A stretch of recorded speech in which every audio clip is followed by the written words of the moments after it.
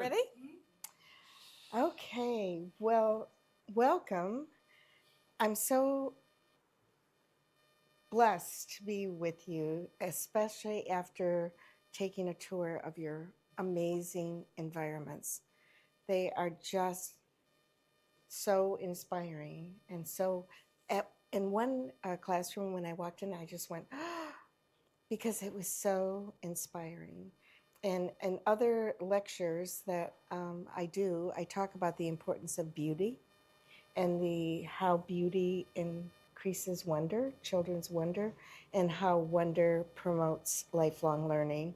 As a matter of fact, Dr. Ruth Wilson from the United States says no learning can take place without wonder, and no wonder can take place without beauty. So as you look around, and you might be very accustomed and adjusted to the environments that you've created, but they are stellar and outstanding. You should be so proud of them. So I'm Dr. Sandra Duncan, and this is Sandra Lucas. Duncan. Yes. I'm Sandra Duncan, and Yep. this is Lucas. And Thanks so, for having us. yes, thank you so much for having us. We have a lot to cover in 2 hours, so I'm going to just start right from the beginning. The name of our environment is called Fix the Environment, Not the Child. And when you see the infant there, you might assume that we're only going to talk about infants, but that's not true. What we've done is we peppered the whole presentation with bits and pieces for the infant teachers and the toddler teachers, and bits and pieces for the preschool teachers and the preschool environment. So let's begin. Every organism needs a habitat. Doesn't matter what it is, if it's a bird or a fish or a plant, everybody needs a habitat. Unfortunately, our habitats of the natural world and also our humankind world, they are under siege. And the problem is pollution, fragmentation, global warming, and overexploitation. What I'd like you to do is I'd like you to look at this video and hear about how animals have adapted their world, their physical being, how they have adapted it to meet the environment and to meet the changing needs of the environment. They have remarkable adaptability. Have you ever pondered about the survival tactics of different animals in various environments? Well, today we delve into the fascinating world of animal adaptation. This special ability that animals possess enables them to exist and even flourish in their environments. Take a moment and think about the game of hide and seek. It's always easier to win when you can blend in with your surroundings, right? Well, animals do something similar through a technique known as camouflage. A classic example is the chameleon, a master of disguise. This remarkable creature has the ability to alter its skin color to match its environment, making it nearly invisible to predators. Imagine how fascinating it would be to change colors like a chameleon.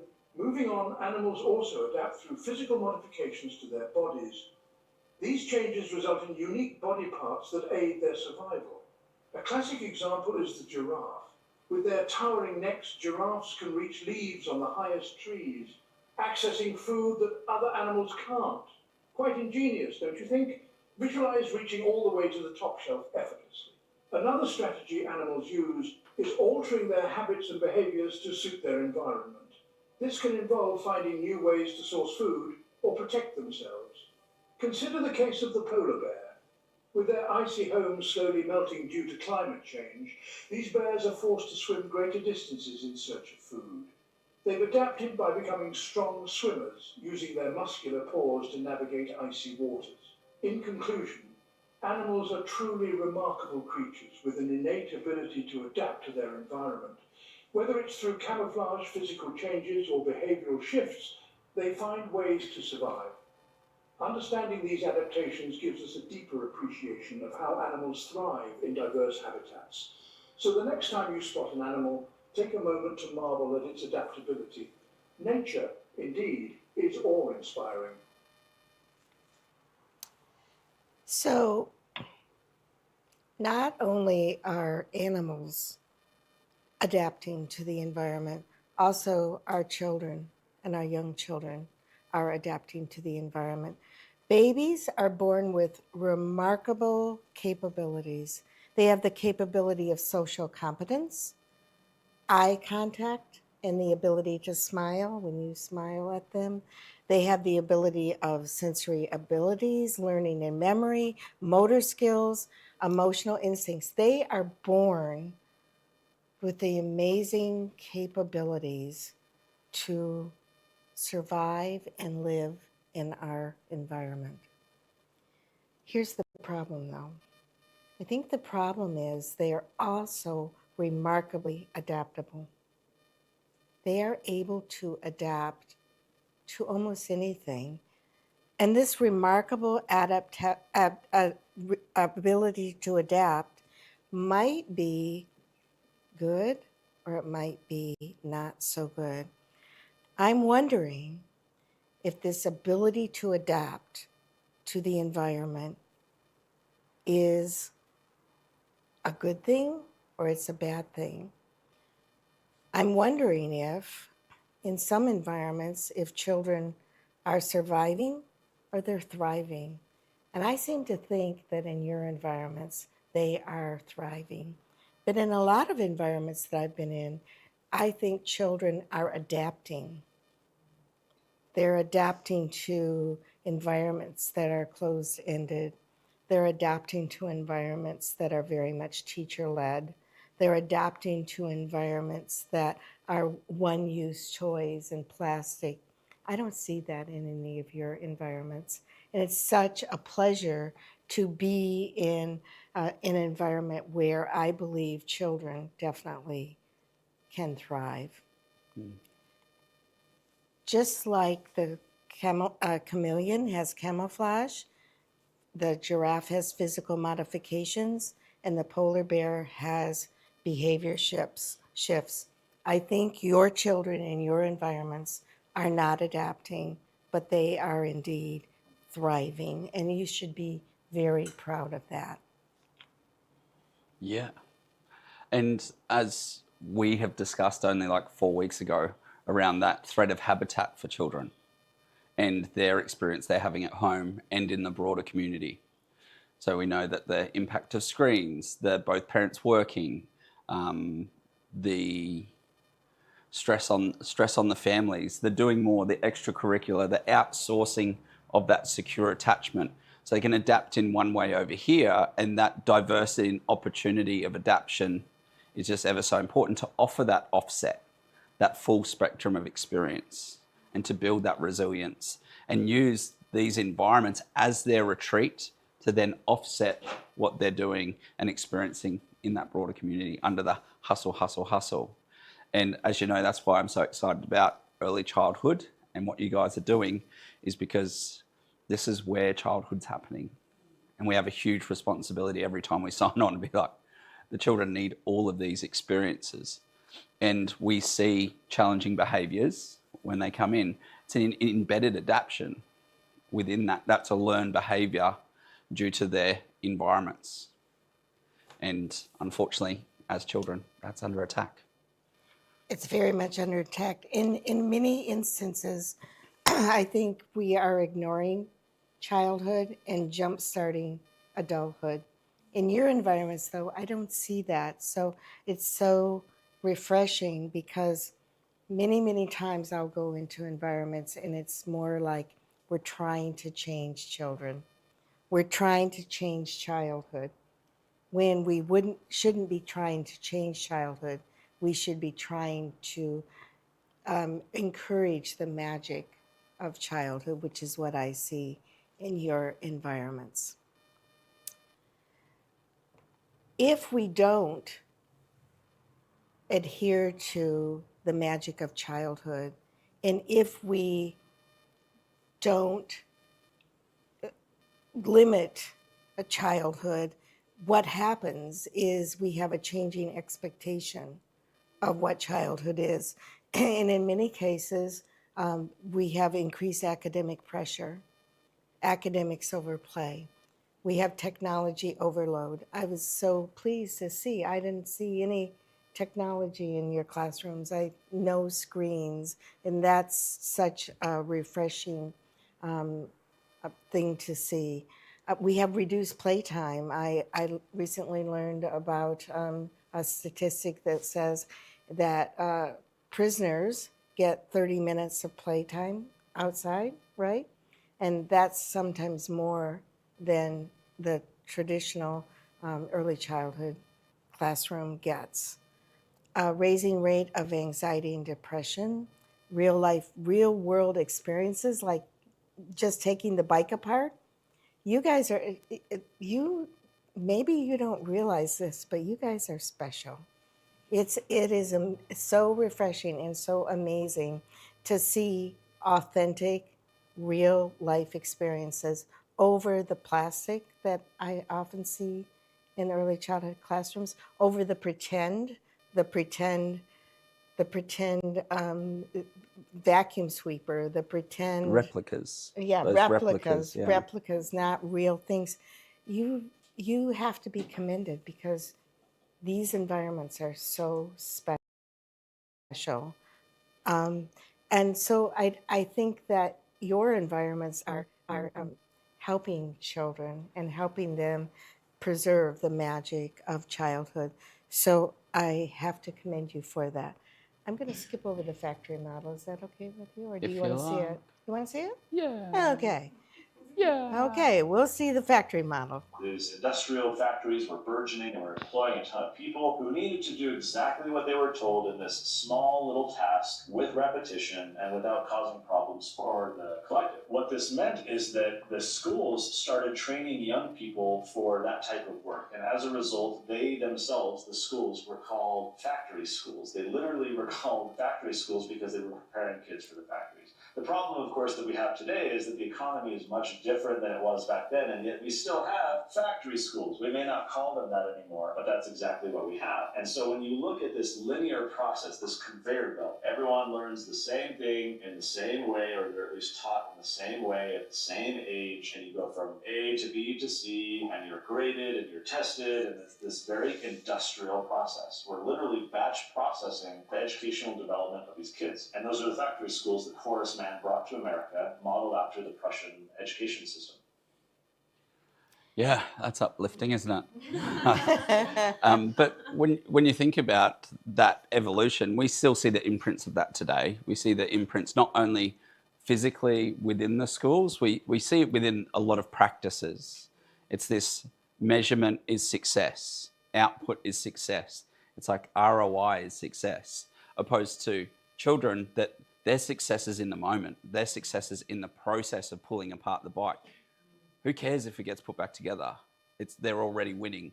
And the other flip side of that is, why did they want children in the factories in the first place? A lot of them was like, it was like that pressure and just get them in. But also they would make great employees for the era. Why? Because they're so adaptable. They learn well. They're capable. They're competent. And you could keep them working for longer, especially when their life expectancy is like 50. So there's that. But it's because they're competent and they adapt earliest in these early years, which is like we can leverage on that, and it's exciting. That's a nice room. Too soon. Too soon. In the United States, many of our classrooms look like this, right? And it's interesting because the Children's Learning Institute, the word institute would make you believe that that's something good, right? And from the University of Texas, again, university, that would make you think that that's something good. But the reality is this image was taken from an environmental checklist that teachers look to towards quality. This is what the Children's Learning Institute and the University of Texas help.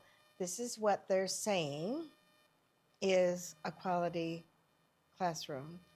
So as you look and think about your own classrooms compared to this environmental rating scale example, you can see how much, and I hate to use it, but I'm going to say it, how much better your environments are.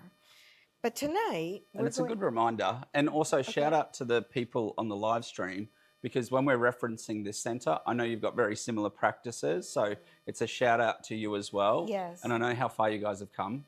And as I said, like 4 weeks ago, by going to see visiting centers like that with Sandra, and then coming here and being like, guys, you got to celebrate, because you guys are doing amazing stuff, and not just on a local scale, on a global level. So that's really exciting.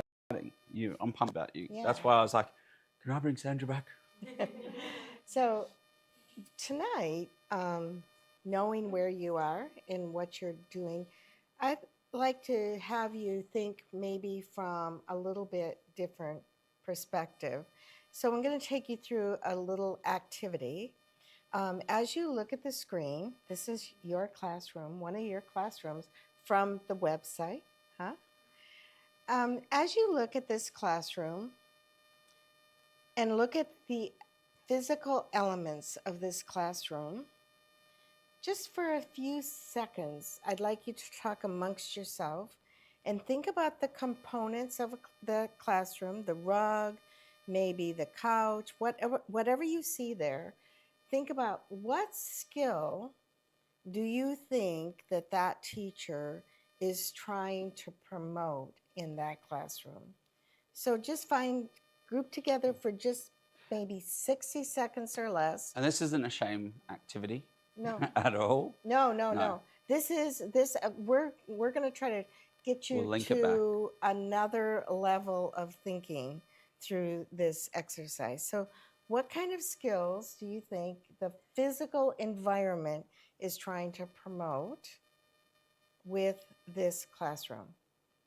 So just get together, huddle together for a few seconds.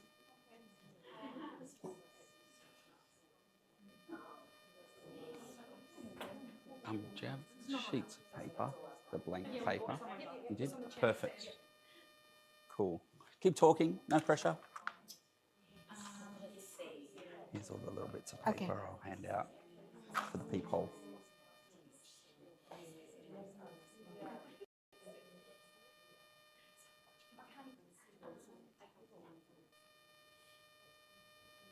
Okay.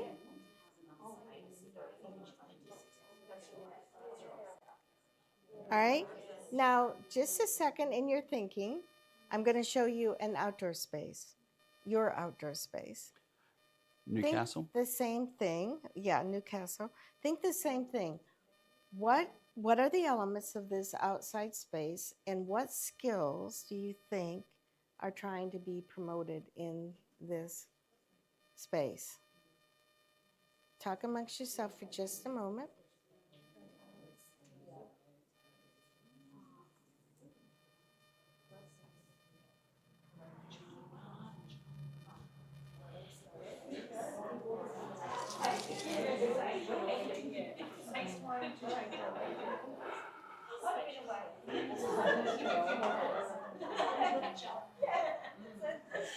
Okay, so let's come back for just a moment. As you looked at this classroom and looked at the physical elements of this classroom, what skills do you think were trying to be promoted in this space? I said maybe social skills because there's a lot of space. Okay, maybe social skills because there's a lot of space. Anything else? Quiet activities?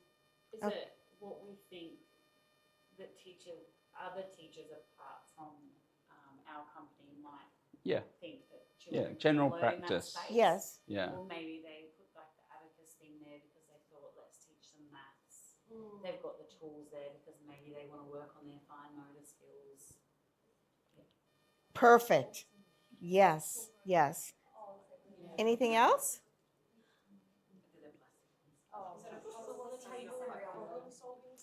table, problem-solving skills. It's a puzzle or something on the table. Mm-hmm. Maybe the table and chairs, the ability to sit at a table and work, Comply. and sit in a chair. Be quiet, right? Uh-huh. Yeah. Anything else you think? Is that small world play over the back with like is it a tree house or potentially like figurines or something? Mm-hmm. Small world play. So you've mentioned some really interesting things. You've mentioned small muscle, you've mentioned social skills, you've mentioned the idea maybe of sitting at a chair and table and doing work at the table, the small world. Yeah, yes. Those are most likely the skills that that teacher might be wanting to promote. And how about this outdoor activity? Outdoor space. I think like bravery, resilience, perseverance. See, they've been listening. They've been doing their homework. Yeah. You'll get A+. You're gonna now. Let's put this all aside for just a second. A fort type of thing. Put this aside for just a second. But remember what you said, right? This is my granddaughter when she was about 6 or 7, I think, and she's now 13. But I'd like you to, for a second, think about this. If your students, the children that you're teaching right now, you're working with right this very minute, came back to you in 20 years and stood in front of you, what are the most important characteristics that you would like to see in them? Competent? Confidence. Yes. What else? I think so they're happy. Say it again. They're happy and fulfilled. Happy? Happy and fulfilled? Right? Self-regulation. Self-regulation? Yeah. What else? Just like they're a respectful citizen, like that contributing to the world in a positive way. Mm-hmm. It's so interesting because you guys are so advanced, because the first words that came out of your mouth in a traditional United States classroom, the problem is that they are trying to promote cognitive skills. They're trying to promote knowledge. They're trying to promote, this is the color red, this is the shape triangle, this is blue, this is green, this is the numeral 1. They're trying to promote cognitive skills. And you can see it in this picture of what they say is quality. Look at all the cognitive skills that they are trying to promote. But if you think about those ultimate goals of what you want your children in your classroom, what you would like them to become, there's something called ultimate goals. And Dr. Michelle Simic did a wonderful research study, and these are the kinds of goals that came out of your mouth just a few minutes ago. We want our children to grow up to be kind. We want our children to grow up to be respectful, resourceful, creative, happy, morally grounded. We want these ultimate goals for our children rather than the ultimate goals of knowledge. And so as we think about our classrooms, and as you continue to evolve in the curation of your classrooms and what you do every day, start to think about your classrooms not from this idea of cognitive knowledge, but think about your classrooms as the goal of being the ultimate goal of beyond the basics of the alphabet and the colors and the numbers and all of that. But the ultimate goal is being a good person.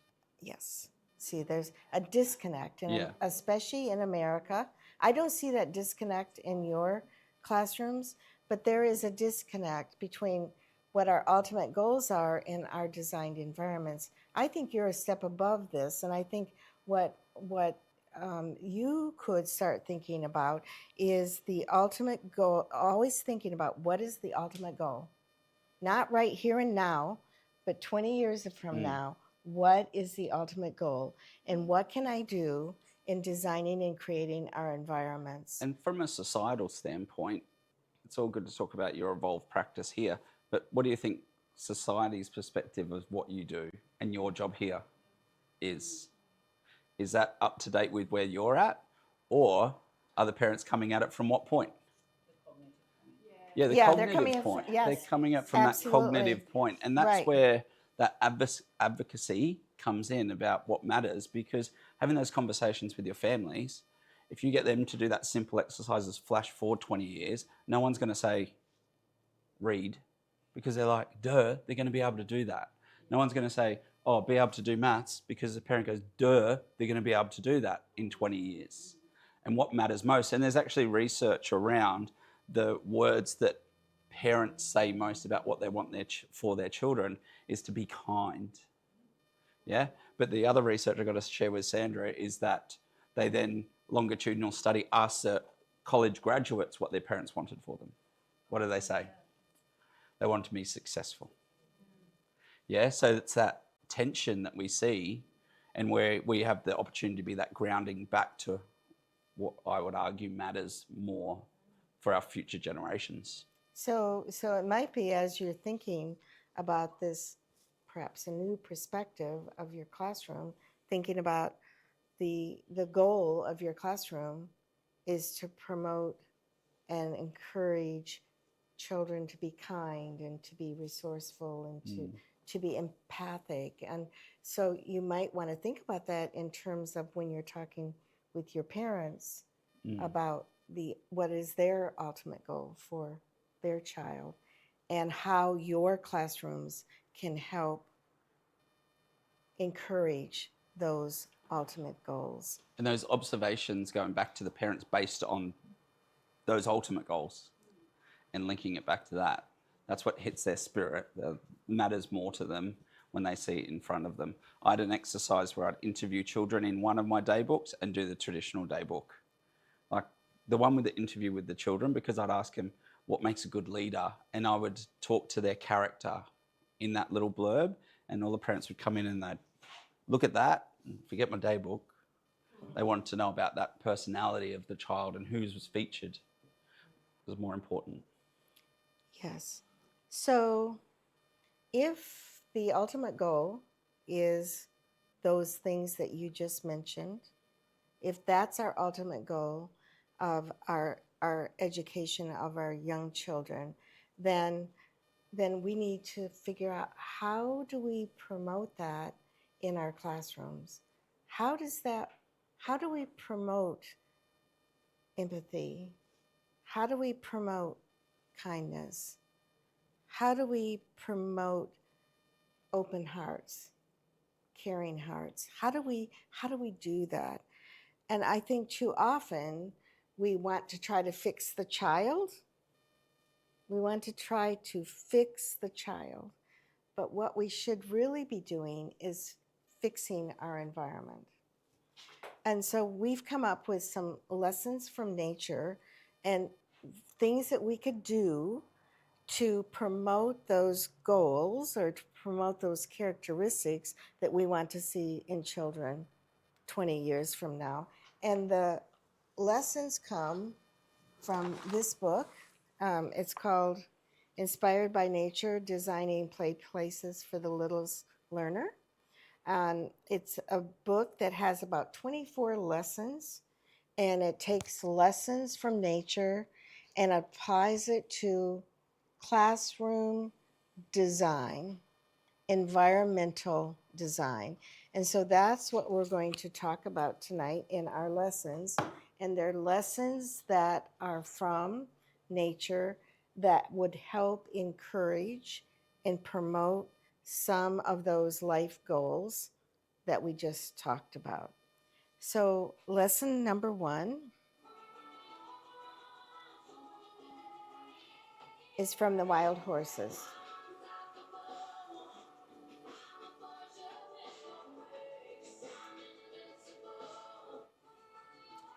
So that lesson is movement. Children, and the ultimate goal is to be happy. How are children made happy? Movement is one of those goals. And movement is one way to make children happy. Just like the wild horses are happy moving, so are children happy moving. I have this little video that talks about animals moving.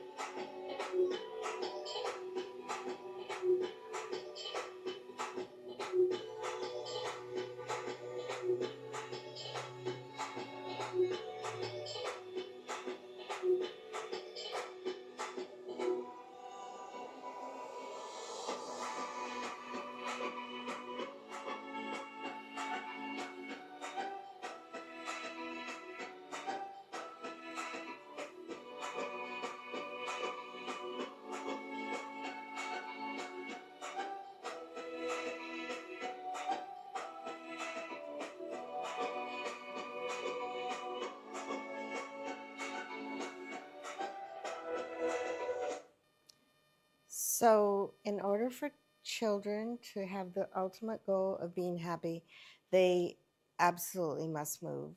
We all know that children have this innate need to move, no matter what. They're rarely still, except for perhaps when they're sleeping or on their way to slumber. Movement is the essence of children. If you had to describe children in one word, I think I would describe children that they're full of movement. There are lots of different kinds of movements. Movement connoisseurs, children are experts at moving. They'll figure out all sorts of ways to move their bodies, not just with their legs, but with all other parts of their body. They're enthusiastic improvisers. They interpret the environment in far different ways than what we plan. This child, for example, is on top of a walker. I don't like walkers, but it exhibited how that child is looking at the sunlight and the shadow.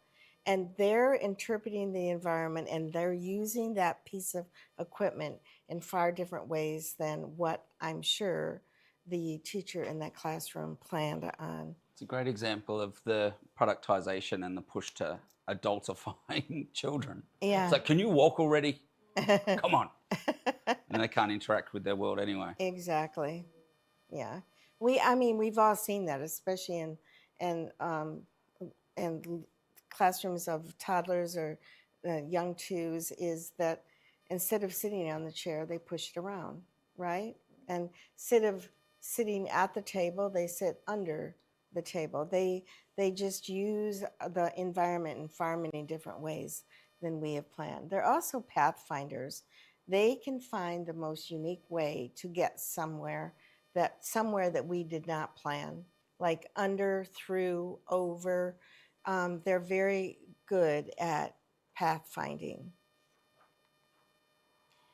So understanding these movement characteristics is really important. And I'd like to bring your attention to a couple of studies. And the first study is by Ilg and Ames. And so this whole section is on how children move. This study was done in 1974, years and years and years ago. But I think it's such an interesting study, and it helps us understand children's movement at different ages. what the researchers did, Elgin Ames, is they set up the classroom. You can see it in the top left. It was 1974. This was the equipment that we had, the rocker and the jungle gym type of thing. And just, you can see it's 1974. And they set up the environment and they laid out the environment in the way that you see it in the top left. Then they invited children of different ages to come in, and they monitored what the movement was throughout the classroom of the different ages. If you look at the top right, you can see an 18-month-old child in 7 minutes. This is what it looked like, kind of like a spaghetti bowl. Lots and lots of movement, and notice the movement was primarily in the middle of the space. The outliers, what called the outliers, number 1, number 2, number 8, number 6, those were out towards the edge of the classroom, but rarely did they go out there. Most of their movement was in the middle of the classroom. And as you see, as the children got older, what happened to the movement? And you look at the bottom right, the 4-year-old child in 7 minutes just moved one little time.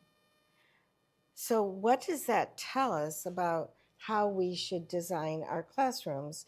If in fact children at different ages move differently, the younger child moves more in the middle of the classroom with a lot more movement. The older child moves more towards the outside of the classroom. What does that tell us about how we should design our classroom? Maybe it tells us that we should, for the younger child, put much of our equipment in the middle of the classroom, so they can work around the equipment. I have something called gracious circulation, and the gracious circulation means that in a younger classroom, thinking about pulling the home living pieces of equipment out from the wall and putting it more in the middle of the classroom. And when you do that, for example, if you use this rug and you pulled out the home living, the sink and the stove, if you pulled that out and put that in the middle of the rug facing this direction, and then backed it up with a little shelving unit, same height, and it's facing the other direction, you now have created this island in the middle of the room. And you can see by the movement of the 18-month-old how that might be better than putting it against the wall. The other thing to think about when you put your home living area, for example, against the wall, is that children are playing at it, and they're only playing at one surface. They're only playing at the front of it. But if you move it out into a middle of a rug, for example, and make it so they can play around it, it can increase interaction, because if you're standing at the wall, looking at the wall, and the only person you can interact with is maybe the person at your side, but all you're seeing is the wall. So it increases interaction with the piece of equipment, as well as it could increase interaction with the children. So my idea is our 2-year-old classroom should be designed in a way that aligns with their movement of the way that they move about the classroom, like the top left, whereas the design of a 4-year-old classroom should be maybe more towards the perimeter of the classroom, because that's how they move in the classroom. Does that make sense? A little bit of sense. So as you go back and maybe think about the way your classroom is designed, you might want to try moving something towards the middle of the classroom and making it so children navigate around it rather than playing at it. Okay. And then you probably heard me talk about that, different play types relating to that study last time, around linking to the links made to Brown's play types, and the toddler being the traveller. and they want to travel around, and it's very alignment with their development, and they're having a lot of surface level interactions. It's like, how's this feel? Next. How's this taste? Next. Put it in my mouth, feel it, and they're bouncing around a lot. And then as you progress through to the kindy age child, they're more of that prospector. And it reflects the depth of inquiry that they have. It's moved from this surface, and now it's like, I want to know how the bike works. So it's not just how it feels, it's like how the chain interacts with the wheel and the screwdriver with the plastic and the flexibility of the plastic and how I can break that off to get to the screws. And it's this self-perpetuating, break it down to understand it. I think the bike is a beautiful metaphor. It's like, let's break it apart to better understand the world. And that's what our children are doing, breaking down concepts to rebuild them and understand them. And that's just so exciting. The other thing worth mentioning is you've just got this beautiful prime real estate, this extension to the room of your verandas, and they're beautifully activated, and it's a rarity. So you can see how the play types still match within that flow. You look at a room, you look at the scale, you go outside, and it's like this, it's the same scale, it's easy to relate. So the people listening, you might not have this space, but for me, that's a place to start, the activation of the veranda, the activation of that zone 1. And it's the easiest because same size, same play type, and you can support that inquiry. And you can see from, think of it in those microclimates, the permaculture thinking that I talk so much about. And where do we have that diversity of opportunity? Yes, they have that retreat and small world as an extension to the room. What about those children that are that sensory seeking and they want to move fast? Yeah, we expect children to adapt. There's just certain things you can't do inside. Like, don't throw that ball inside. But we've got the environment to scratch that itch on that external. The increased affordances, which through observational practice, you've evolved over time. The environment, that little microclimate supports the sustained inquiry. A regulated child is an engaged child. An engaged child's a regulated child. And the more we can sustain that inquiry, the deeper the learning, the deeper the why for that child. And I'm not talking learning in pistol grip and ABCs, learning about themselves, learning how to inquire, experience beauty and wonderment. Yeah, cool. This is a little example. You don't need to look at this example too much because you've got it outside. And I was so thrilled to see on the other building those dividers blocking off that runway effect. And the imprint of the child that we spoke about. We went to visit centres recently and we couldn't see any evidence that children have been there. None. It's cleaned up straight away, right? And there's no remnants or evidence of the child. So we want And that. that's where your environment excels so much, because you can see the imprint of the child all over the place. It's wonderful. Okay. Yep. So one way to foster movement inside, we just talked about outside, is to have more foot space and less shelf space. I think in your environments, you have this wonderful equilibrium, and I don't think you have too many shelves. I think you have just the right amount of shelves. And I might add, the shelves that you have are very unique, and they're not the traditional, and they're more home-like. If you have this more foot space, less shelf space, you have what I call gracious circulation. And I have a little video that explains what gracious circulation is. And as you look at your environment and think about your environment, you might want to consider this idea.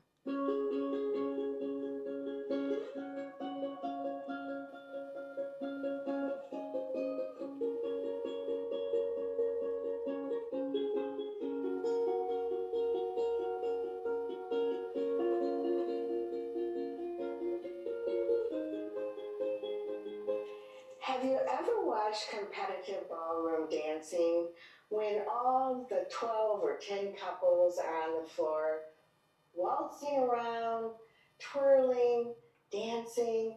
Have you ever wondered why they don't bump into each other?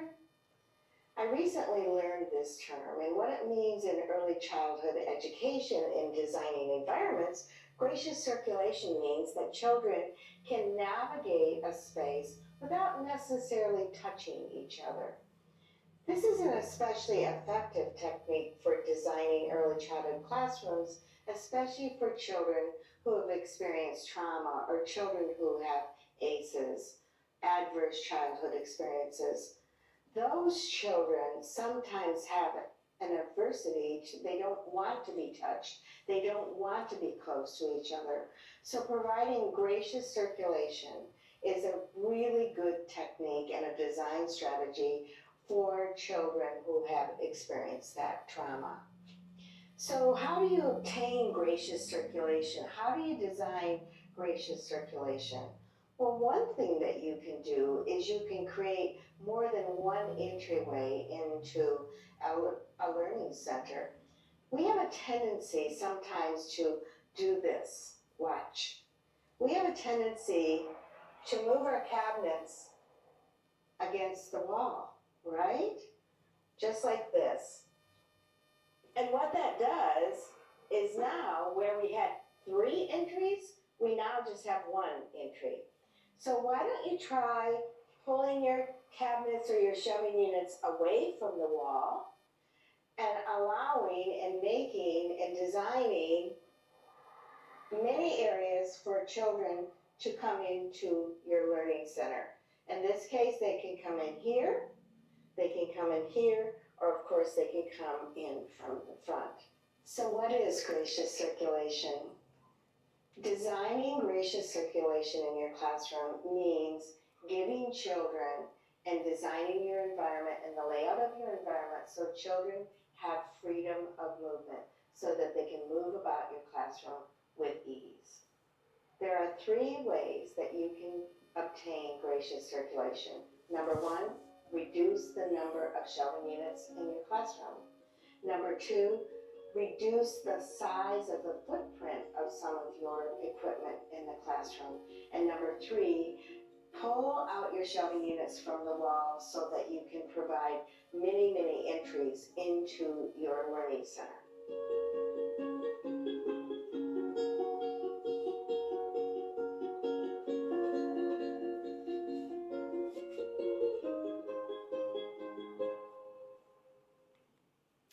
Okay, so another idea for fostering movement, and remember the whole goal is to be happy at the end of the day.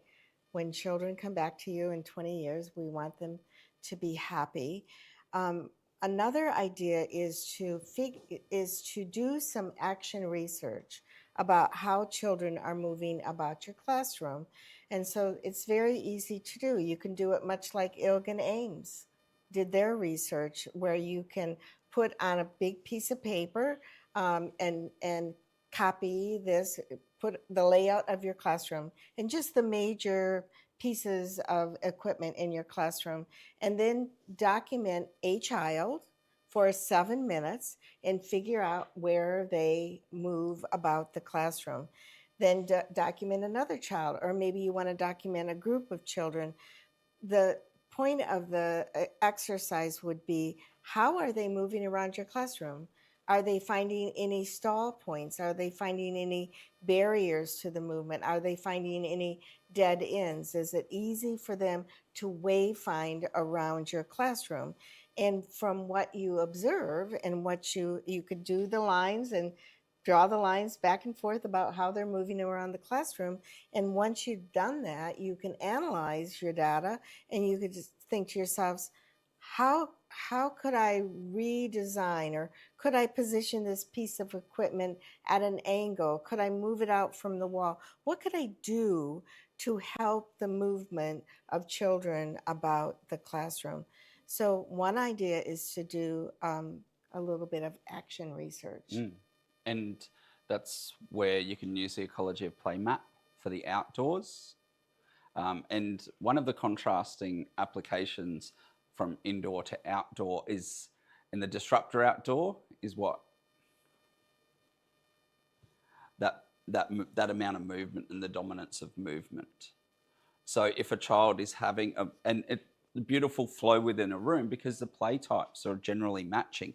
The speed and the movement of the body are a general match. You go outside, you've got some really slow moving and then some really fast. So that's where those entry points of sustained cycle of inquiry and avoiding that dominance of movement goes through.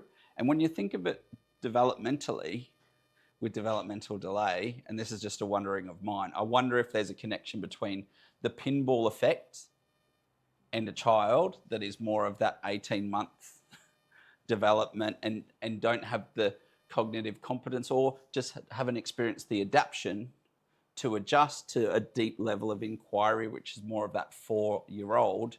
So they're still in that pinball, very surface level.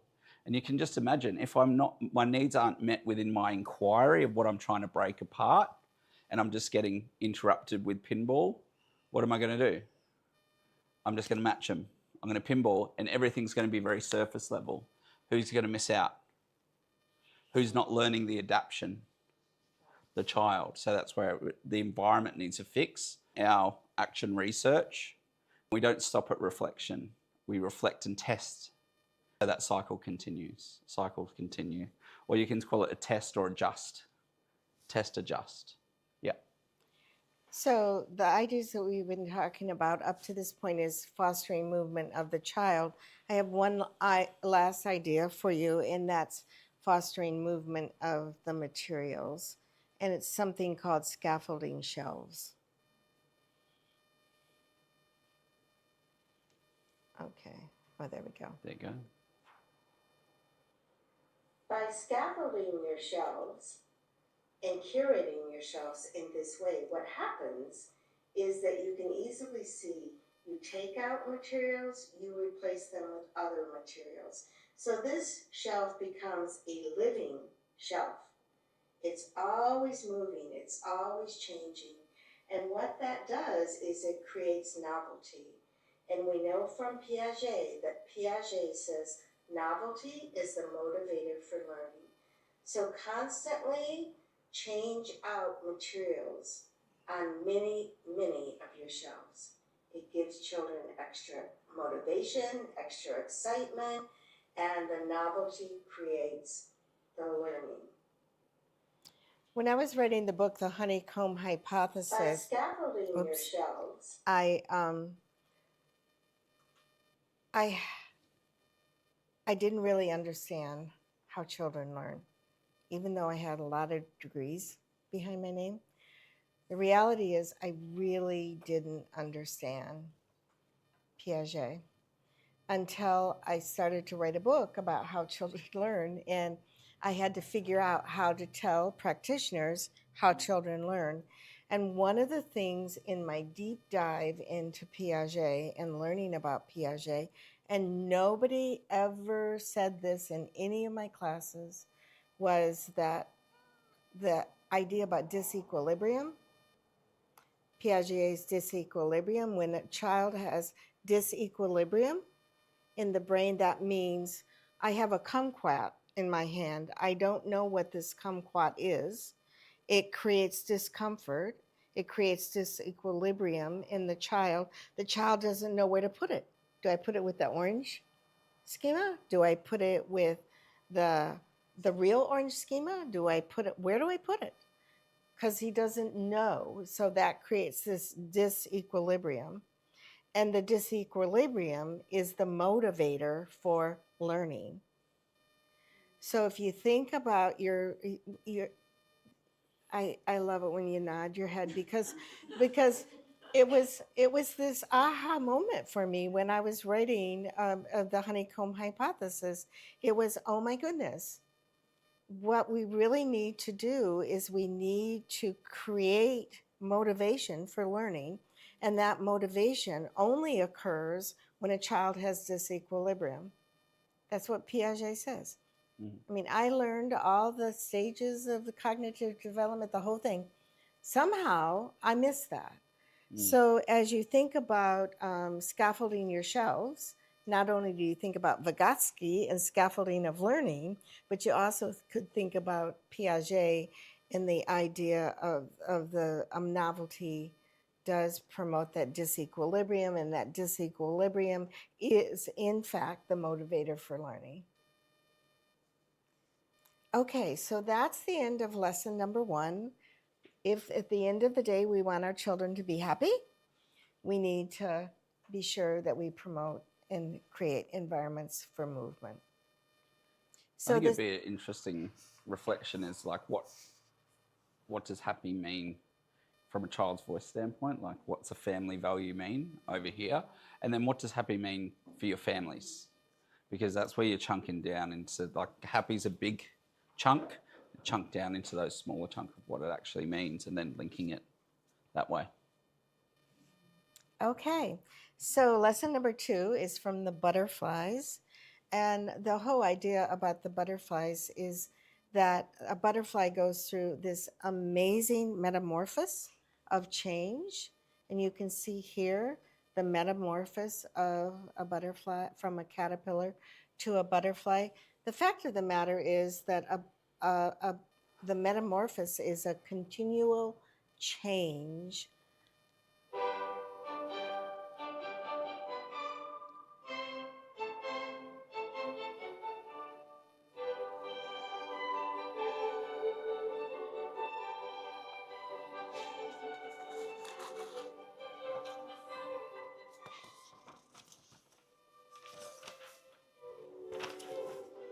You'll need that. Sorry to interrupt the weaving.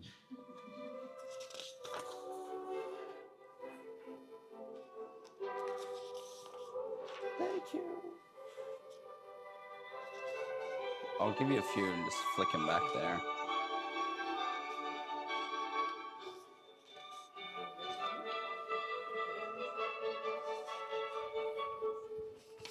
There's a few there.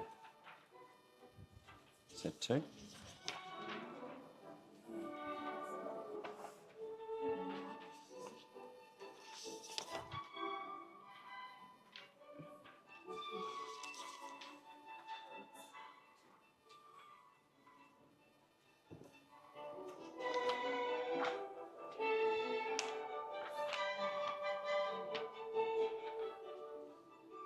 It's cool how big it grows, hey?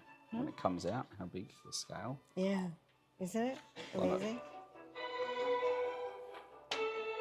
Oh, just like that. Just like that, the butterfly flew away, resulting in this amazing creature that can constantly change in its development. It's really, truly, utterly amazing. So we're going to try a little experiment. Yes. And So, you'll understand what it's all about later. Stick with this. It's a bit random, but go with it. All right? And the people online, here we go. I want you to take your piece of paper and just fold it in a third, long ways. And then fold it in a third again. Thereabouts. Make sure it's nice and, yep, a third and a third. Good. And then you got this. Got it? And then you can kind of run it through your fingers so it gets a bit of curve in it. Just break that stiffness a bit. And see what it's doing there? Look. And then you're going to here. And just fold that end piece over. And it's going to lock it in place like this. And you're going to end up with a little tube. Look. And you fold it over and then just get it to fold it again. So fold the little crease in the top again and again. And you're going to end up with like a little handle on the side. Yeah? Like this. I think they're confused. Okay. So in thirds, and then just fold it together, create a tab at the end. See this? So fold it like let's find a this, stapler. like here, and then just fold the end over twice. Just fend it over twice, and you're done. Yep. See, it's held together. Yep. Like you're closing it back. Yeah. Like Yep. Tuck shop. Tuck shop bag. Yeah. Yep. So then you've got this little peep hole, right? Exhibit. And Sandra, it's you. Okay. Well, I'm done So- for the night. No. So now you have a peephole, right? So we're going to do a little experiment. I'd like you to find a partner, a friend, and I'd Or like not, you to whatever. use your peephole. There you go. Uh-huh. And I would like you to get up and walk around. I'm going to give you about 2 minutes is all we're going to give you. And I want you together to pretend like you're an infant. And what do you see? And you need to use the peephole for what you see as an infant. So 2 minutes, get up, go around the classroom, Go do it. figure what you see. Figure out what you see. Oh. It's good to get up. And grab some snacks while you're being a toddler. There's biscuits and stuff. I see food. Yeah, that's what toddlers say. Yeah.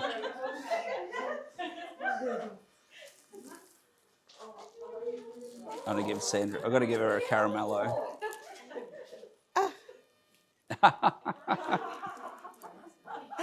Got you a chocolate for later. Oh, Little thank koala. you, thank you, thank you.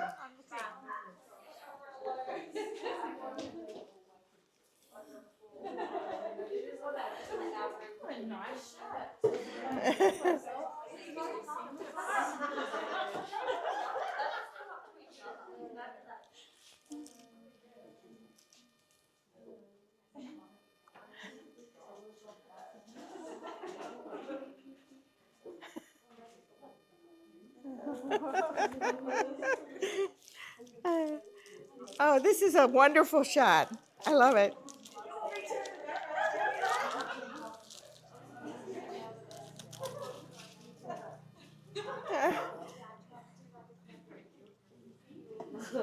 Okay. If you could come back, I know you're having a lot of fun, but grab a piece of candy or something for nourishment on your way back.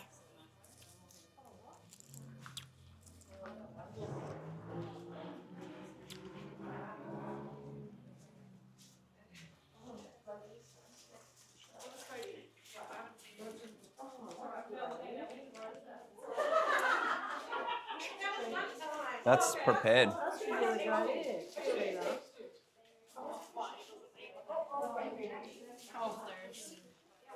My twins, I've got twins here that come to this kid. And one of them hit their head. He's like, did I write the right child on that incident report?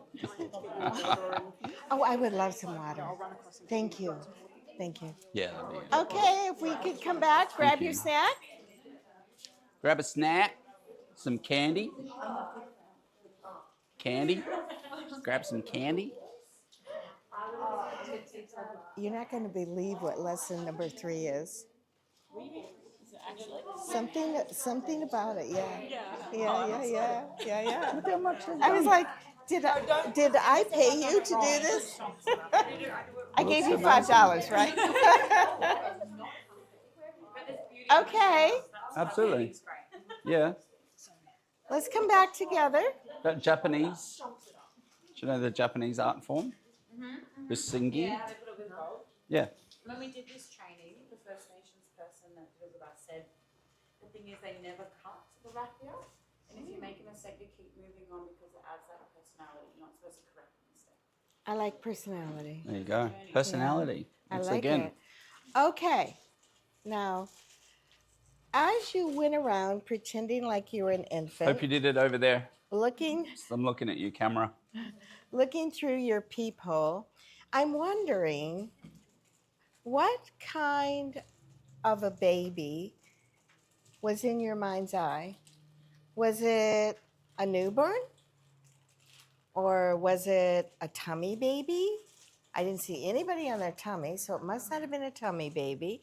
A roly-poly, a baby that rolls over. A puller-upper, maybe, baby? Or a tipsy toddler. Maybe there was a baby in your mind as you went around the classroom looking for your peepholes, looking through your peepholes.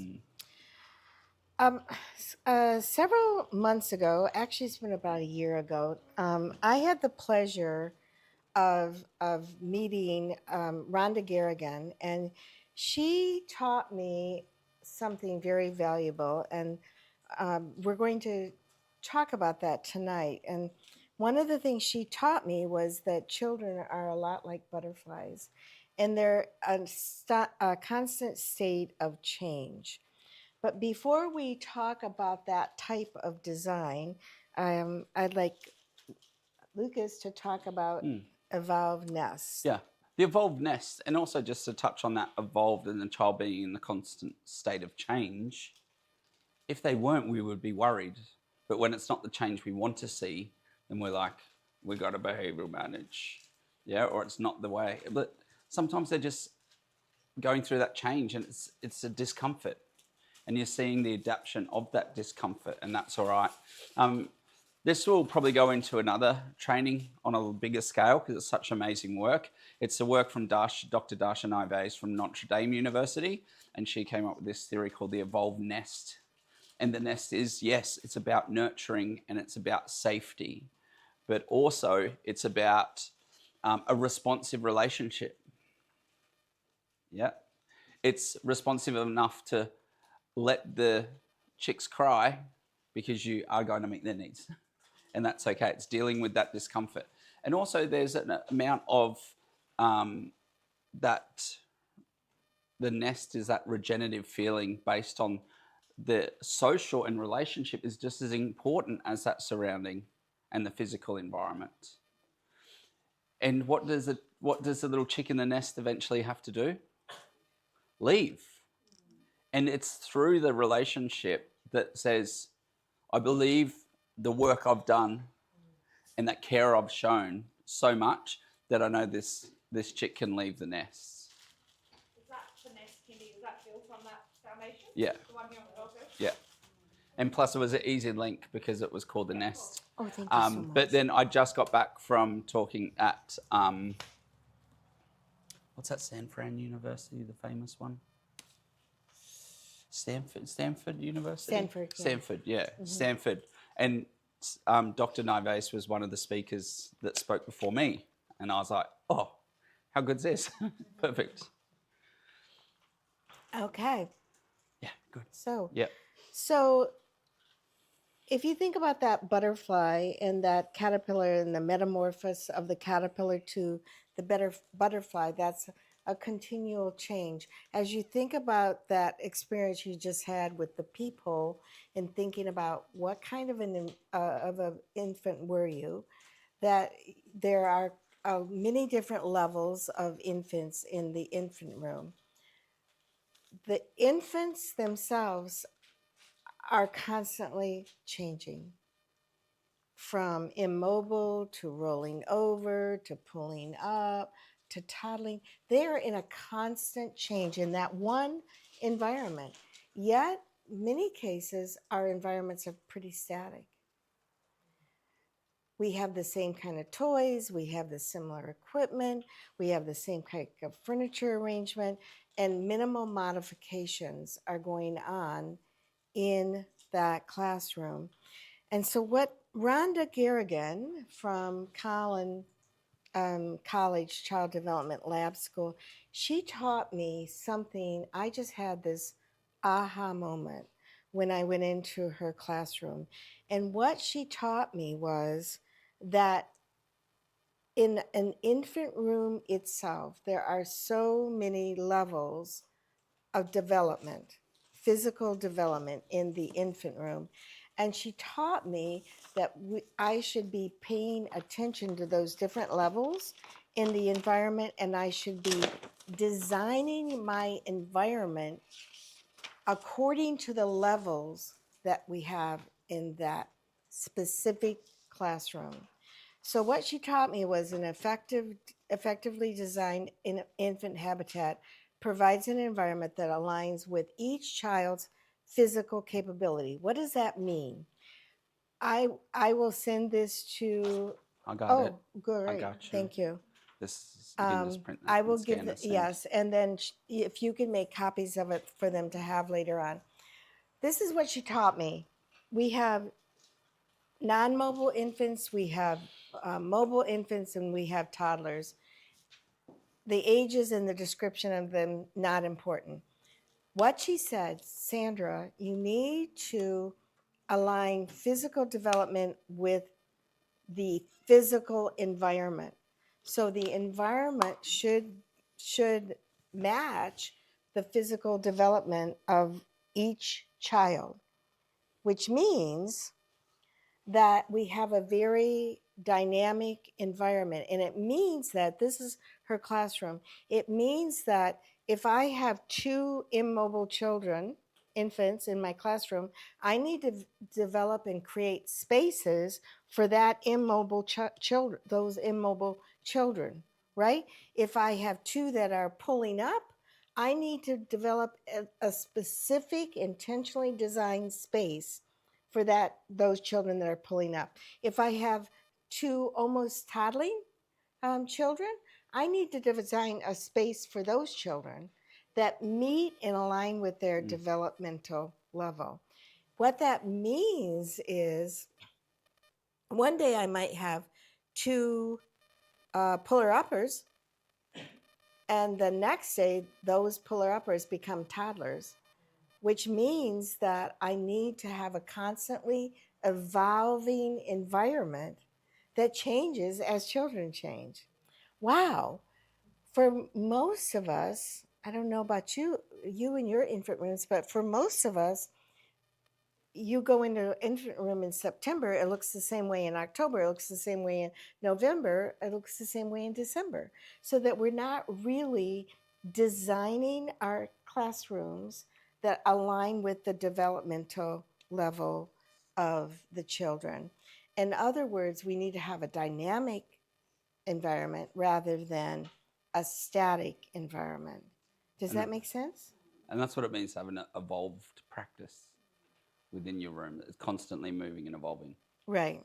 So I call it an evolving design, where it's a responsive design. It's an environment that moves and evolves according to whatever the children are doing and however they are developing.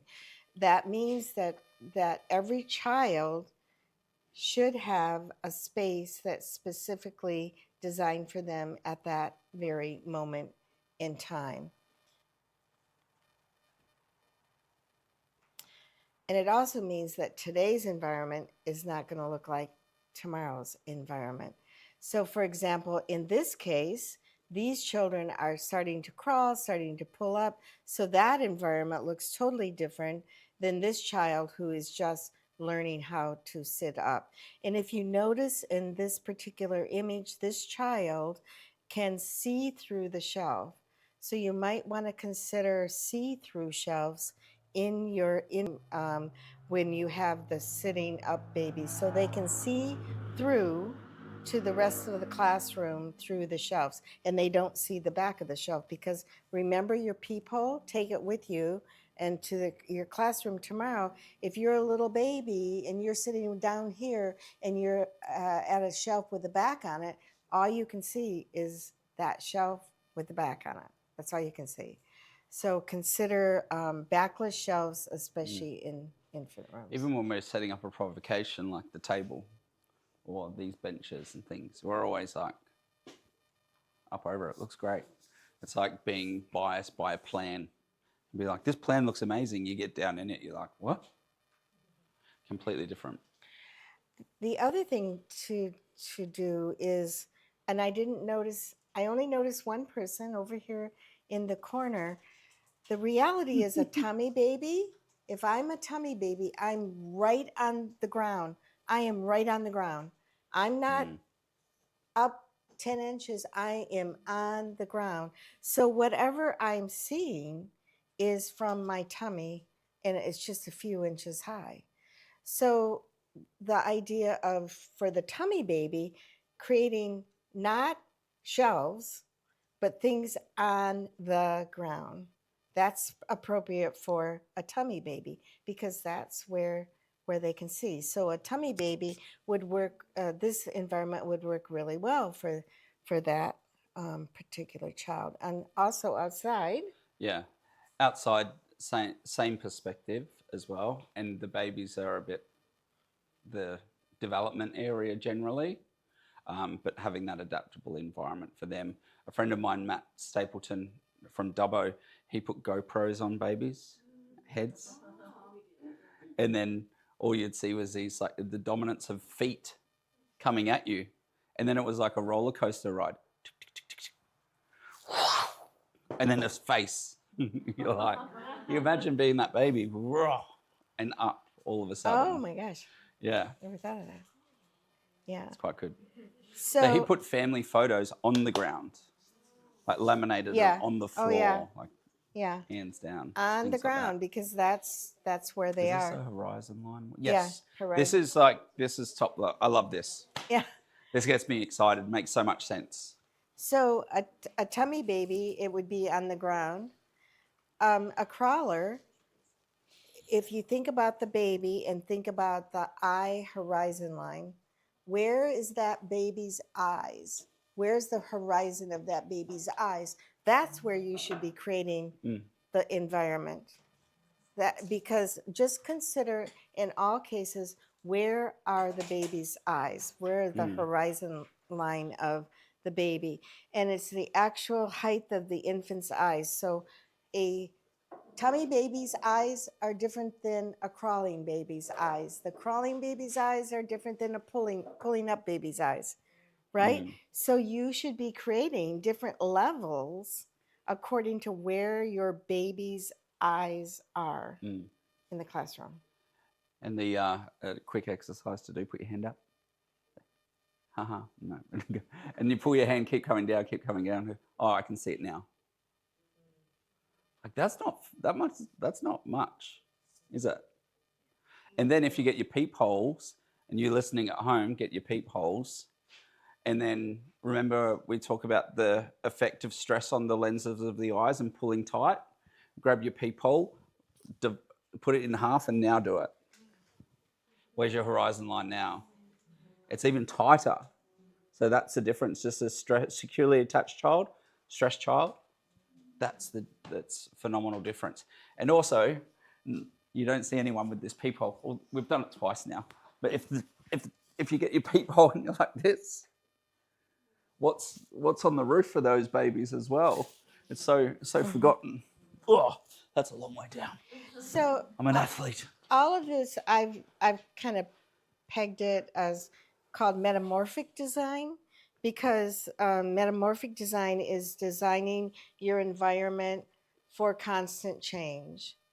It's also something called empathic design. Empathic design means designing from the end user's viewpoint. Who's the end user? The child. The child's the end user. We often design from our viewpoint, which is the adult viewpoint, which is, in my case, not very high, but it's that is my viewpoint. This is Lucas's viewpoint. We need to be designing from the viewpoint of the children in our classroom. Empathic design, designing from the end user's viewpoint. So if you look at this tummy baby, this environment was specifically designed for the tummy baby, and the tummy baby's eye horizon is different. So look at where the baby's eyes are, right where it needs to be. This would not be a good space for a baby that's sitting up, because the baby that's sitting up's eyes are a little higher, right? So the idea would be to create tiny little destinations, which we're going to talk about in just a minute, that are specifically and intentionally designed for the child's eye horizon. Spaces and different heights. You see there that perspective change that's necessary. It's like Claire Warden says, it's our job to promote children to question their place in space. It's like, I'm small, and this is what small feels like, and that broadening, like Bronfenbrenner's experience of that broader ecosystem. And it offers that contrast. of experience changing height. Environment changes, we're prompted to change our inquiry to suit. So the other thing within the infant room is to provide affordances. And I specifically love the affordances of mirrors. And when you're starting now to think about the different developmental levels in designing according to the eye horizon of the infants that you have in your classroom, then you would put mirrors on the ground. You would put mirrors low on the wall. You would put mirrors on the ceiling, right? You would put mirrors wherever a child's eye horizon would land. Mirrors provide this affordance of being able to see the baby to see themselves in the mirror, and it's also for movement in the environment. Very quick, like I'd like to, you may have heard about this study with the orangutans, where the researcher put a mirror in the cage of an orangutan, and just watched the orangutan for several months, and the mirror was there. And then one day, the researcher put rouge, it was called the rouge test, rouge on the orangutan's nose, and then watched to see what happened. And lo and behold, the orangutan stood in front of the mirror and tried to go like this, tried to erase the rouge off from his nose, which told the researcher that perhaps orangutans have self-concept and understand what they look like. So how does that relate to babies? Well, they took that test forward and did it with young children, and what they found was, did the same kind of rouge test. What they found was that babies between 15 and 18 months old begin to recognize themselves. So thank you. If that's the case, then shouldn't we be offering mirrors in our classroom? And not just a few, a lot of mirrors, a lot of mirrors. Thank you. Oops. Got you. Okay. Because developmental milestone, an essential marker of baby self-awareness, an emerging identity, is very, very important. Okay, and how about scalable competence? Scalable competence, these guys know and heard me talk about this a whole bunch, so I won't go into it too much. And when you talk about scalable experience and your observation adjust technique, which we see in the outdoor environments, the observe adjust of, all right, we've got this scalable level of competence out with our big fort, what do we need? Oh, there's a gap, let's get the medium level into the middle. So that's just that's your action project of scalable levels of competence, because competence builds confidence, and the younger we can do with that, the better. This deck here is for babies. You can see the level change, so prompting that awareness of their body in space. Yeah. And then one other idea is to curate spaces from different levels of perspectives. That's that empathic viewpoint. If you look at the image, it's a very beautiful mobile, right? This is in an infant room. You notice all the different destinations that are in this infant room. There are a bunch of different destinations for children to go to, and all designed according to their own developmental level. But although that is a very beautiful mobile for an infant or for an adult viewpoint, think about what would happen if you want to get on the ground again. Think about what would happen if the baby was underneath those bulbs. What is the baby seeing? So I encourage you in the infant room, and in any of the other rooms, is to think about what the child sees with the mobile. So consider the child's viewpoint and get under the mobile and look up, especially the baby, and look up and see what does the baby see. The bottom of those spheres was open, so the light shone straight down. So the baby underneath it's like, it looks nice from the outside, but looking up completely changed perspective. Right. Here's And this. downlights, and that's where downlights can be a challenge. Mm-hmm. But that's why we love lamps. Mm-hmm. I love lamp. Didn't even mean that. Go. Different levels, perspectives. You know that stuff. Next. Next. You Okay. got it. Here's a great These guys can example. listen to me every day. Here's a great Like this. example of the perspective of the infant on the ground looking up.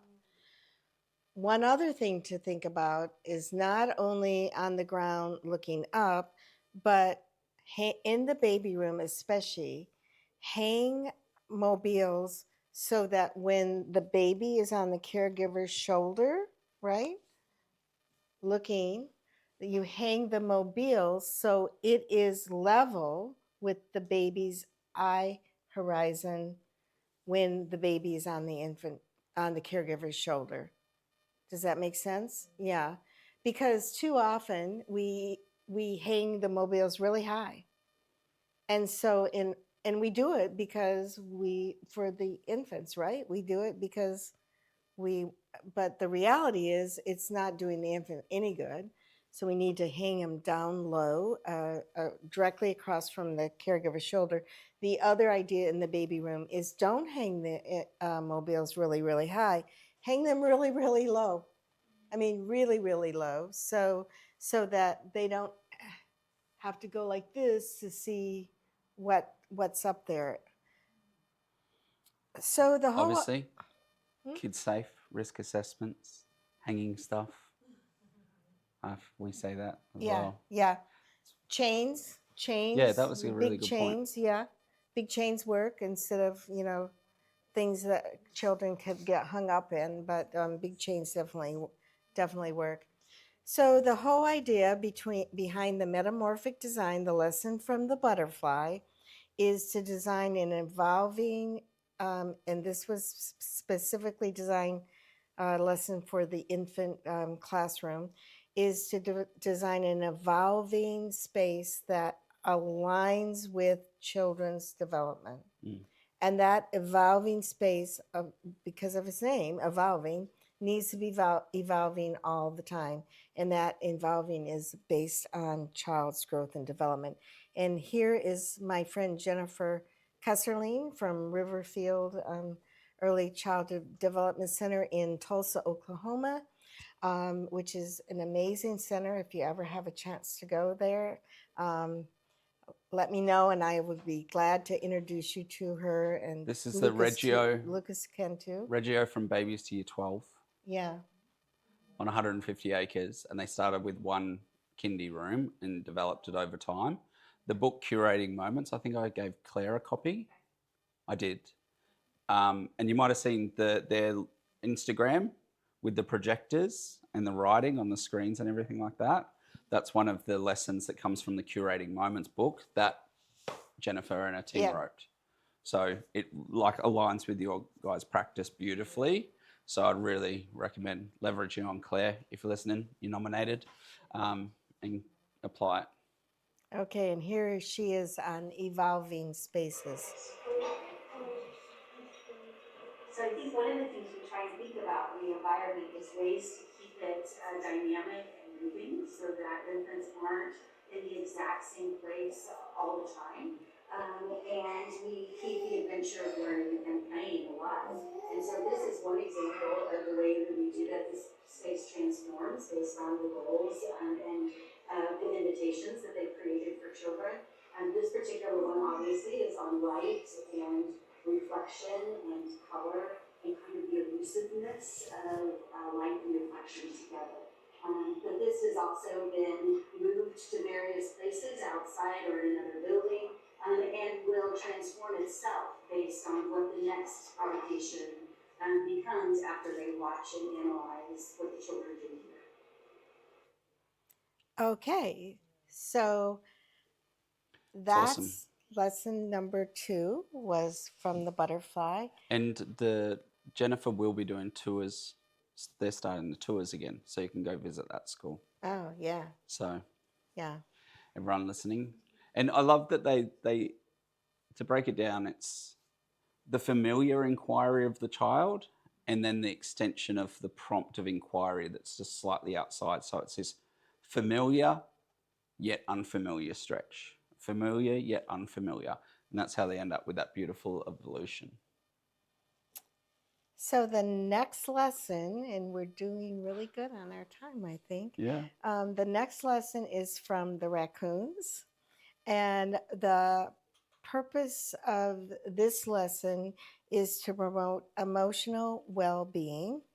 And I need to say that I didn't pay her to do what she's doing right now, and you'll understand what I mean in just a few moments. And when you sat down to do it, and Sandra and I looked at each other. Yeah.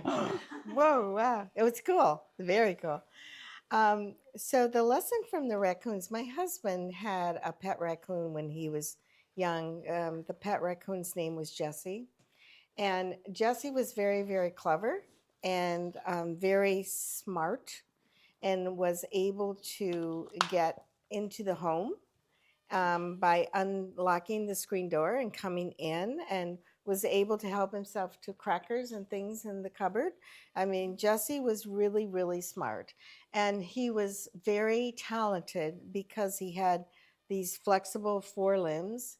He had really sensitive touch, and he was very good at problem solving. So this raccoon is Rascal, and Rascal is very handy too with his hands. And let's take a look at Rascal and look at his handwork. So you're probably wondering, wow, Sandra's really gone off the deep end. What in the world is the connection between Rascal and classroom environment? And don't forget, we're talking about the end goal of well-being. What is the connection? Anybody have any ideas? Oh, good. That's good. Because I'm going to talk a little bit about what that connection might be.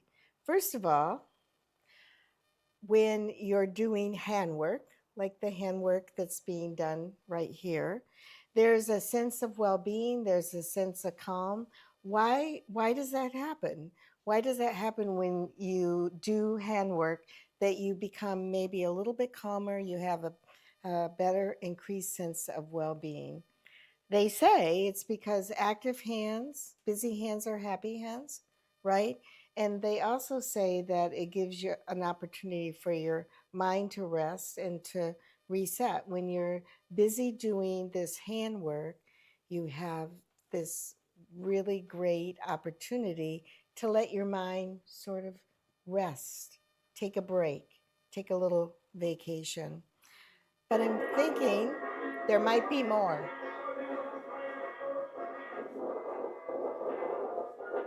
Come on, speed up. Just outdoing you there.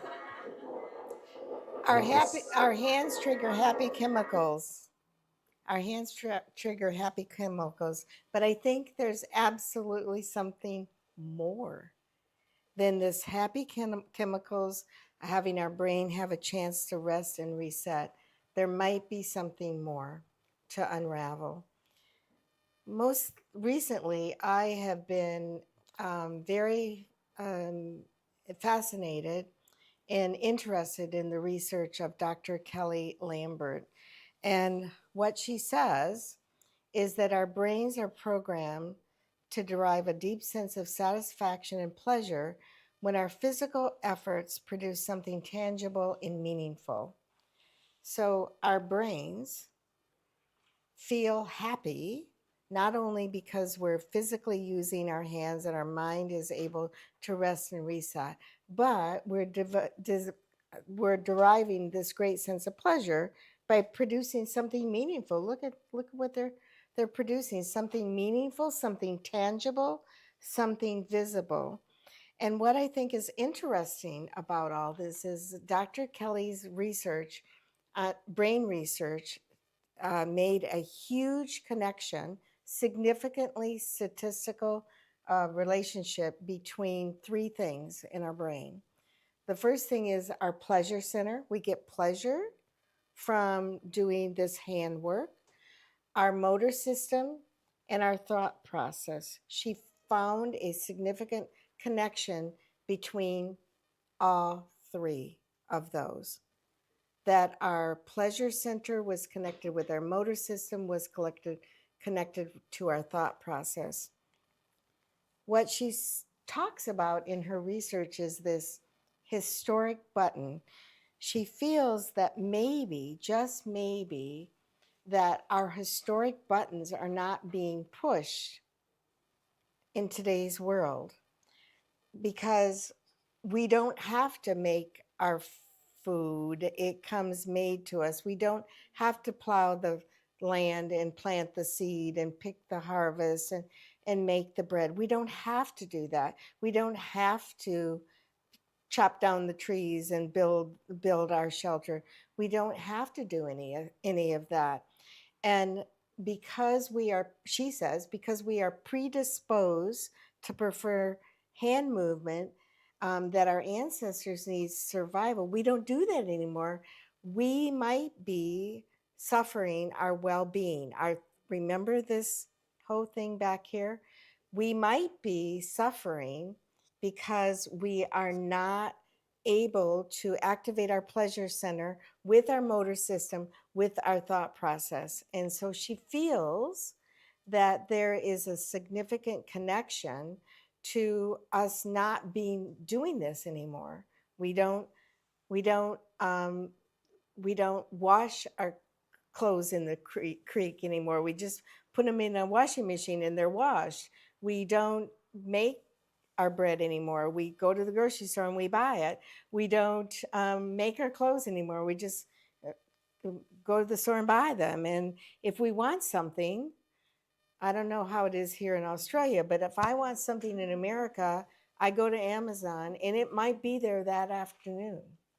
We don't have to work with our hands anymore to produce something tangible, meaningful. Which goes back to that factory model. You know, it's that turn, let's do it the most efficient way. It's about output, it's about efficiencies and getting the result we want.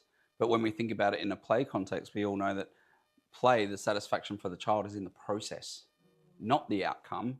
And we don't have to think back too many generations, like literally our grandparents, where they were meeting this physiological need, which passed on to us. We still have that physiological need to do things for our hands.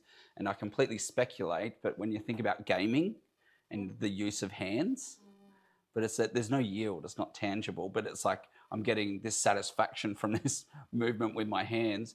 And Sandra and I were having a conversation about squishies and fidgets, like wanting, and what's it do? Why do they fidget? Why? I like a fidget, it helps me regulate or whatever it is. It makes you feel a little bit good. But the difference is between something like this is where's the tangible, meaningful result? Can I butt in and just give Please. Teresa some credit as well? Last term's research focus, she was actually exploring affirmations with children, and she was finding that they weren't quite grasping the concept. So instead, she looked into the aesthetic triad that Ivy Ross and Susan Maxwell talk about. And she had them, same conversations, but had them sitting and working with clay. I was just saying this, I'm like, keep looking at trees and you're like, yay. And we're gonna have to kind of push, but we have a little bit of clay ideas for you. So the hard work, according to Dr. Lambert, is that we needed to survive in earlier generations. It's dramatically minimized in today's world. And she has something called an effort-driven reward cycle. And this is where I think it will maybe all come together in your mind's eye about what I'm trying to talk to you about tonight is, she says, by denying our brain the rewards that come from handwork, we are actually undercutting our well-being. Think about that. Remember, the thought system is connected to the motor system, is connected to the pleasure system in our brain. So by denying our brains the rewards from handwork, we're undercutting our well-being, and points to, you know, the depression that adults have and the depression that children have in our society today. So what's the connection? The connection is, wait a minute, if we can include handwork in our classrooms, and the connection with raccoons with handwork, if we could do that, you know, maybe we can unravel and we can help children with this experiences with handwork, that we may help children's behavior, but more importantly, their well-being. So that's the connection that the raccoons give us. And so handwork, I think we are all pretty familiar with the ideas of handwork and what they are. Bringing handwork outside, I'm just going to kind of Yeah, go for it. go through this. The handwork of dirt and mud, the ideas about dirt dough, which is really fun, mud paint, mud stomp, mud art, International Mud Day. I wanted to really show you this video because you might find it interesting, maybe an idea that you could incorporate into an experience for your children. It's about mud dyeing, and I think you could do it.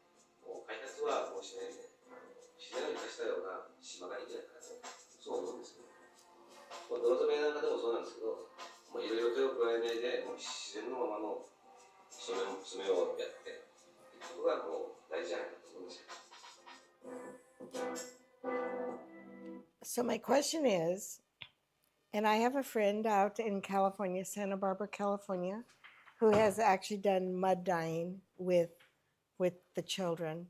And she said it's absolutely an incredible experience for them, for the children to experience the dyeing of the cloth with mud and how it changes over time, like how the color changes over time when it's wet, when it's dry, what it looks like, what it feels like. And it's just something, I think, that if you haven't done it before, it might be an amazing experience for the children to do. So very quickly, handwork with clay, having clay tables, making it always open, always there, a living project. The idea of eliminating Play-Doh. Some tips would be out of the way, having a water bucket for first pass for cleaning the hands, a rim on the table surface, a felt back tablecloth so that the clay itself can remain moist. And if it becomes dry, let the children poke holes into it and to dry it. Experience parameters would be if you are not up for a clay table that's open every day, all the time, then maybe perhaps a small clay table might be interesting for you. And there's different ways to, instead of the 25 pounds that you see here, you could just make little balls of clay, right? And put it into a container and have a fitting lid on it so the clay will not dry out. Having some designated work surfaces, wood tools is always extremely useful, including natural materials. This classroom, my friend Chris, who wrote the book with me, the children were making trees for their black corner. And so the trees ended up in their black corner. Outside clay? Yep.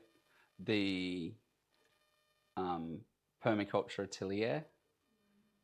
So Yeah. based on what we've chatted about, and I think it's something I'd love to explore for what we're talking about with the other ones. Yeah. Is that outdoor and permaculture atelier? This So is, stay tuned for that. This is in Florida. Yeah. And I would be happy to connect you with the director, and she might be able to give you some ideas about what she's doing with clay. Yeah. You can keep going. Okay. Yeah. Well, I have this little video. I'm going to just show a little bit of it because I think sometimes we think clay is for preschoolers only, and we don't think about toddlers and clay. But I'm just going to show you just a brief snippet of it so you can see, because we're running out of time.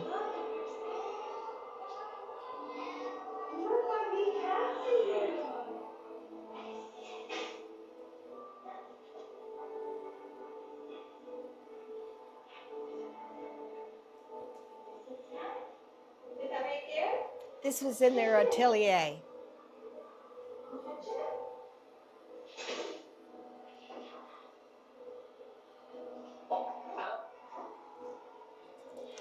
Did you get footage of when they were doing it in a river field? When they set it up in the babies with the potting wheel and stuff? Yeah. This isn't them though. This is somebody else. No. Is it Christine? Mm-mm. No. Oh, yeah.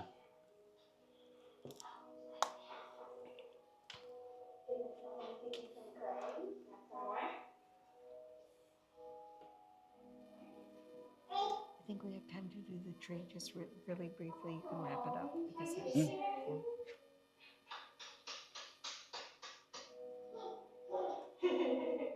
It's fun, huh? See how it's changing? Thank you.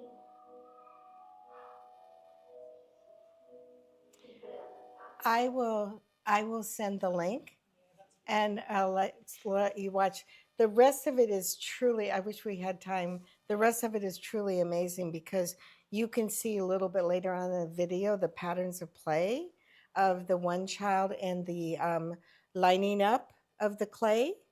It's just truly remarkable what is going on with toddlers. It was very remarkable. So, what's the connection to the raccoons, the handwork, and the classroom environment? I think by now we all know that children derive a deep sense of satisfaction and pleasure when their physical efforts produce something tangible, visible, and meaningful. And this is from my friend in California, the Mud Dyeing Lady, Bright Start Child Development Center. These children produce with their hands something meaningful, something very personal. And every year they have an art gallery and a real art gallery showing of children's work. And look at the handwork here. And it's just truly, truly amazing. And think about the connection between the pleasure center of your brain, the thought process, and the motor system. All three of those were being connected in this experience.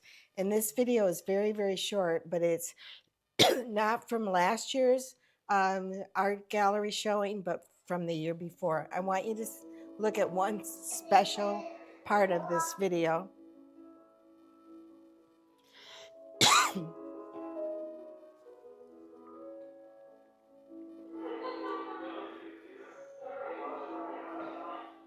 Right here.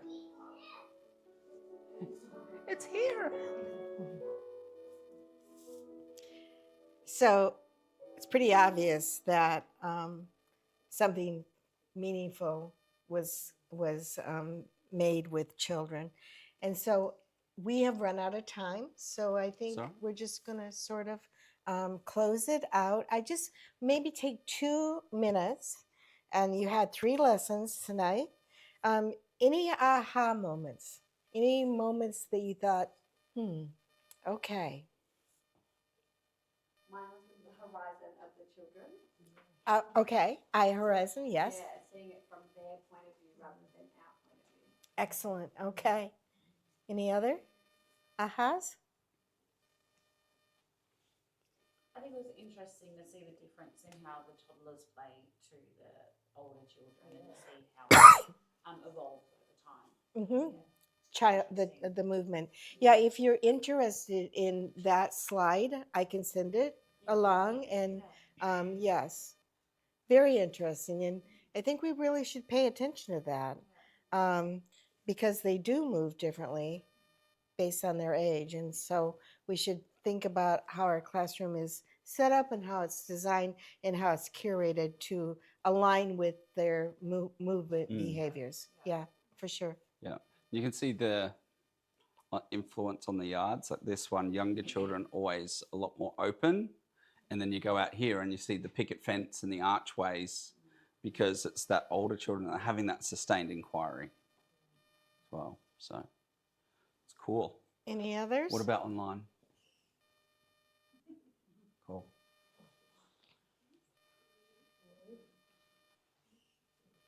Awesome. Okay. Well, thank you, Sandra, so much for your Thank insights. you. If it's okay with you guys, I'll bring Sandra back to stalk on your work again tomorrow. Oh, yeah.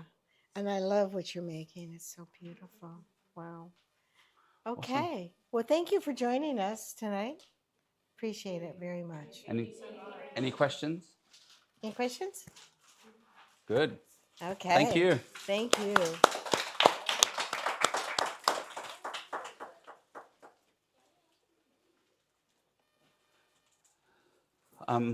Sandra's got multiple books as well around what's the Inspiring Spaces one? Oh, Inspiring Spaces for Young Children. Yeah. It's a design book. It has 7 principles of design. Yep. That I think you might be interested in that.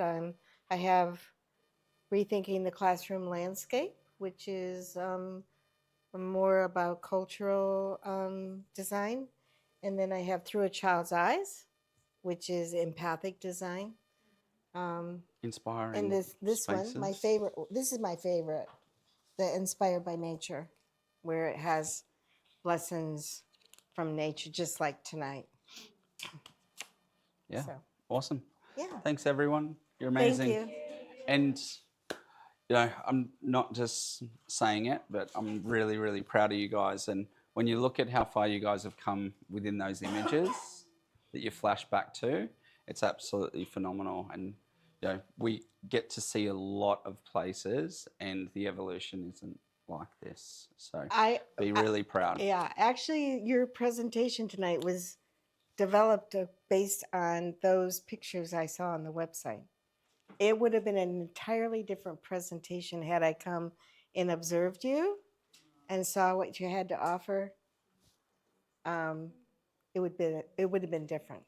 So next time I come, it would be, I mean, because I think you're at a certain level and you should be commended for it. Yeah.